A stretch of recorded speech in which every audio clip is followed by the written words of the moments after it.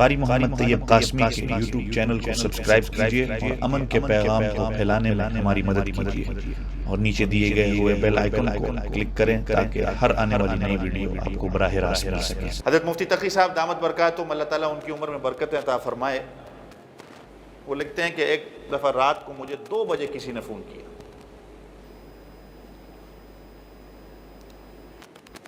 رات کے 2 بجے کسی نے فون کیا تو میں نے فون اٹھایا، کوئی ایمرجنسی شاید کسی کی ہوگی، ایسے وقت پہ تو کسی کی وفات کی خبر ہوتی ہے یا کوئی اور پریشانی کی خبر ہوتی ہے۔ اب مفتی صاحب کہتے ہیں میں نے فون اٹھایا، وہ جاننے والا شخص تھا، وہ کہنے لگا حضرت ہماری دوستوں کی محفل میں آپس میں بحث ہو گئی، اصحاب کہف کا جو کتا تھا اس کا رنگ کیا تھا، یہ بحث ہو گئی، سفید رنگ کا تھا، کالے رنگ کا تھا، کیا اس کا رنگ تھا؟ تو میں نے سوچا کہ آپ بڑے مفتی صاحب ہیں تو تہجد کے لیے تو آپ اٹھے ہی ہوں گے، تو کیوں نہ مفتی صاحب کو فون کر کے پوچھ ہی لو۔ یہ بے ادبی ہوتی ہے۔ اگر اپنے کبھی انسان ہیں زندگی میں کبھی کوئی ایسا واقعہ آ جاتا ہے، کوئی عالم دین سے پہلے میسج کر کے وقت لے لیا جائے، پھر فون کی اجازت لی جائے کہ کیا میں آپ کو فون کر سکتا ہوں، آپ فارغ ہیں اس وقت؟ یا اگر وہ اپنے دفتر پہ بھی بیٹھے ہوں ان سے جا کے پوچھیں۔ میں اپنی بات نہیں کر رہا، میں تو آپ کا دوست ہوں، بھائی ہوں، طالب علم ہوں، ایک بڑے علماء کی بات کر رہا ہوں، بزرگوں کی بات کر رہا ہوں کہ وقت انسان ایسا نہیں کہ فون کر کے مسئلہ پوچھ لے۔ آپ اپنے وکیل کے ساتھ تو اس طرح نہیں کر سکتے۔ وکیل تو صرف آپ کو گائیڈنس کرنے کی بھی فیس لیتا ہے۔ آپ فون کر کے پوچھ لو کہ جی میرا یہ مسئلہ ہے، وہ آپ کو فون پہ کبھی بتائے گا کہ یہ ایسے ایسے کر لو؟ یا ڈاکٹر سے آپ فون پہ پوچھ لو کہ جی مجھے یہ مسئلہ ہو رہا ہے، ڈاکٹر کہے گا فلاں فلاں دوائی لے لو۔ بھائی پہلے میرے دفتر پہ آؤ گے، کنسلٹیشن فی الگ $1000 کی ہوگی، اس کے بعد جو ہے دوائی ہے اس کی الگ پرائس ہے۔ لیکن محلے کے امام صاحب اور مولوی صاحب جو ہیں وہ ان کو ایسا ماشاءاللہ سمجھا ہوا ہے کہ بس وہ جوتی پہنتے پہنتے، مولانا صاحب 2 مہینے پہلے میرے ساتھ ایک واقعہ ہوا، آپ آج نظر آ گئے تو میں نے کہا چلو میں آپ سے پوچھ لوں، اور ہم بھی خوشی کے مارے بتا دیتے ہیں، ایسی کوئی بات نہیں ہے، لیکن ایک ادب کو انسان سامنے رکھتے ہوئے۔ اب کیا تک بنتی تھی رات کے 2 بجے حضرت مفتی صاحب کو فون کر کے پوچھنا کہ یہ اصحاب کہف کے کتے کا رنگ کیا تھا؟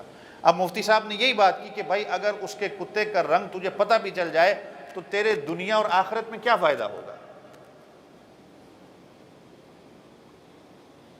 بھائی ایک بندہ آ کے پوچھتا ہے کہ فرعون کی والدہ کا نام کیا تھا، فرعون کے باپ کا نام کیا تھا، اس کا خاندان کون سا تھا؟ اگر تاریخوں سے ہم نکال کے بتا بھی دیں تو اس کا کیا فائدہ ہوگا؟ تو دین کے معاملے میں بھی ایسے، جس چیز کا فائدہ نہ ہو۔ تو امام ابو حنیفہ رحمۃ اللہ علیہ، ان سے ایک آدمی نے پوچھا کہ حضرت ایسے ہی ہڑبڑی کے اندر اور جلدی کے اندر کہ حضرت میں نہر میں نہانے جا رہا ہوں، اور جیسے آپ کہیں کہ حضرت میں بیچ پہ نہانے کے لیے جا رہا ہوں، تو وہاں پر اب اس زمانے میں تو آج کی طرح سسٹم نہیں ہوا کرتے تھے، جیسے آج لاکر سسٹم ہے، یہ سب ہے، کپڑے رکھ کے انسان نہر کی طرف نہانے جائے۔ تو اس نے کہا کہ امام صاحب میں نہر کی طرف نہانے جا رہا ہوں، اب نہانے کے لیے میں نے یہ پوچھنا ہے کہ اگر میں نہر کے اندر اترتا ہوں تو میرا منہ مشرق کی طرف ہو یا مغرب کی طرف ہو؟ اب شریعت نے جب پابند تمہیں کیا ہی نہیں ہے تو خواہ کے سوال کر کے اپنے آپ کو مشکل میں کیوں ڈالتے ہو کہ جس طرح حضرت موسیٰ علیہ السلام کی قوم نے سوال کر کے اپنے آپ کو مشکل میں ڈال دیا۔ شریعت کی طرف سے جب ایک حکم آ جاتا ہے تو وہ حکم اللہ کا ماننا ہے۔ یہ کئی جمعے پہلے میں آپ حضرات کے سامنے بیان کر چکا ہوں، اس میں پھر چوں چراغ اور اپنی عقل اور اپنے سوال کو دوڑانا، یہ پھر انسانیت نہیں ہے، یہ پھر میری مومن ہونے کی دلیل نہیں ہے کہ میں اس پہ سوال کروں۔